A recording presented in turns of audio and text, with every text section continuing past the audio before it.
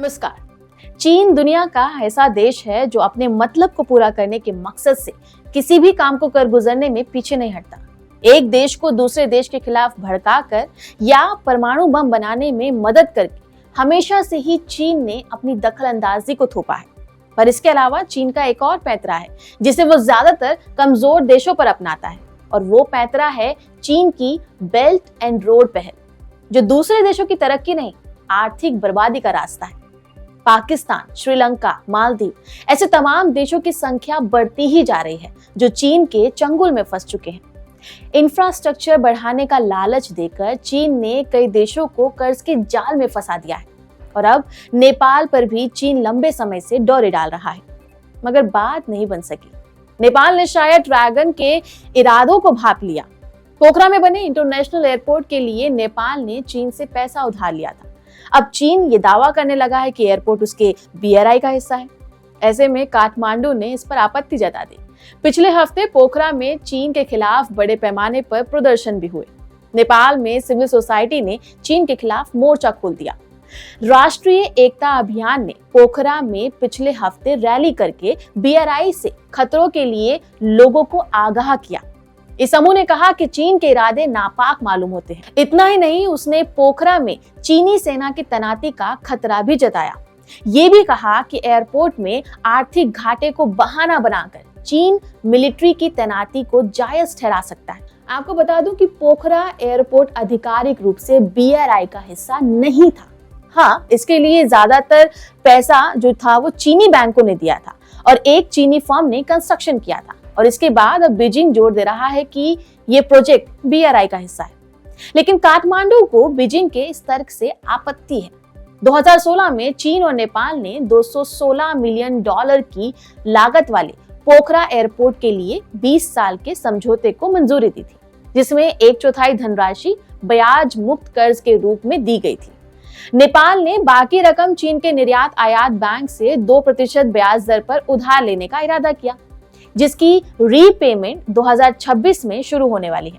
पिछले साल रिपोर्ट आई कि नेपाली अधिकारियों ने कथित तौर पर अनुरोध किया है कि फाइनेंशियल चैलेंजेस के कारण हवाई अड्डे के लिए दिए गए कर्ज को चीन ग्रांट यानी कि अनुदान में बदल दिया जाए।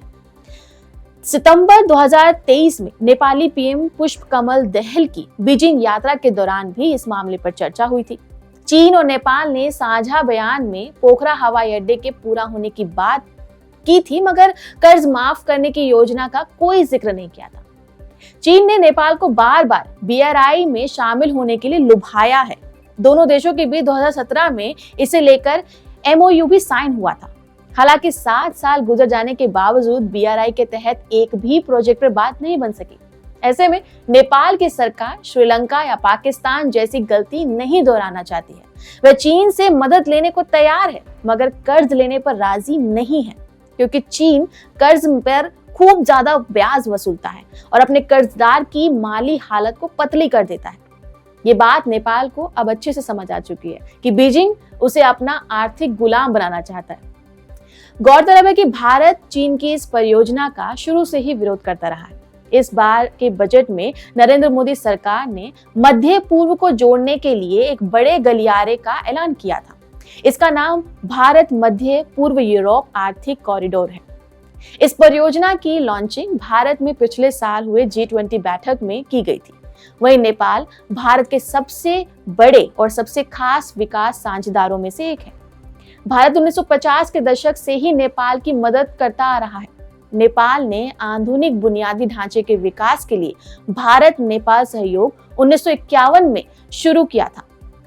भारत ने नेपाल में बुनियादी ढांचे के विकास के अलावा शिक्षा, स्वास्थ्य, सिंचाई, बिजली, बागवानी, उद्योग विकास और व्यापार जैसे अलग अलग क्षेत्रों में तकनीकी ज्ञान भी साझा किया है।